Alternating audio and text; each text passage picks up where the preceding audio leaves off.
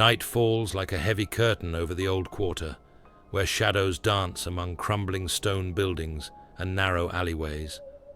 Mark, the night watchman at the abandoned Max Hospital, begins his usual rounds through the dark corridors that still whisper of the past. Fluorescent lights flicker weakly, casting an eerie glow on the cracked floors.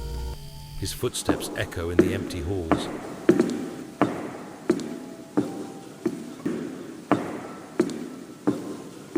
Every sound amplified by the oppressive silence.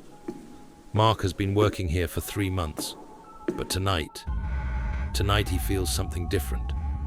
The air is heavy, sticky, and unnaturally cold, making his hair stand on end. Suddenly, his ears catch a faint sound in the corner of the old psychiatric ward. It's an unmistakable sound, like human fingernails slowly digging into ancient wood. Scratching.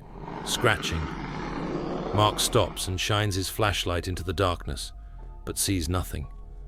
As soon as he turns around, the sound returns, but this time, it's behind him, live.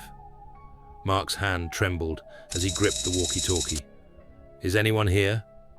There was no reply, only a static noise that grew increasingly intense until it became an ear-splitting electronic scream. Suddenly, a door at the end of the corridor opened very slowly. No one appeared, but black liquid began to seep from beneath it, creeping like spilled ink. When the flashlight fell on the liquid, Mark's blood ran cold.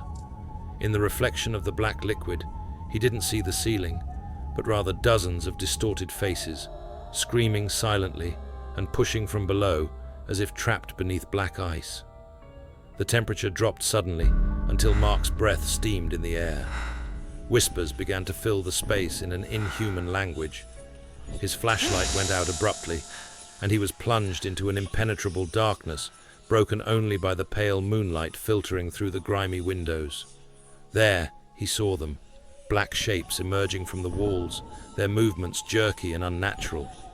Faceless beings, mere smooth, cold surfaces where features should have been, and fingers, a tall, slender figure stretched toward him. Mark ran. He ran with all his might, the whispers behind him transforming into a terrifying symphony inside his head. He burst into the monitoring room and slammed the iron door shut, but shadows still seeped in through the cracks.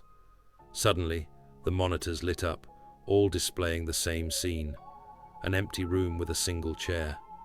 Then, a faceless being turned toward the camera, and all sound ceased.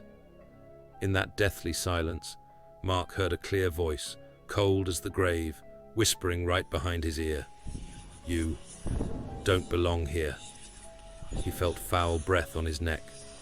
Then blackness descended. In the morning, his colleagues found the monitoring room empty. Mark's flashlight lay on the floor, still warm to the touch. The only remaining trace was the imprint of a single hand on the inside of the window pane, pressed hard as if its owner had been trying to escape something that had pulled them inside. They say Mark was never found, and some swear they see him now in the hospital corridors at night, walking with the empty eyes of the creatures that I kidnapped him. So if you ever pass by Max Hospital, don't look back, because the night there doesn't belong to the living.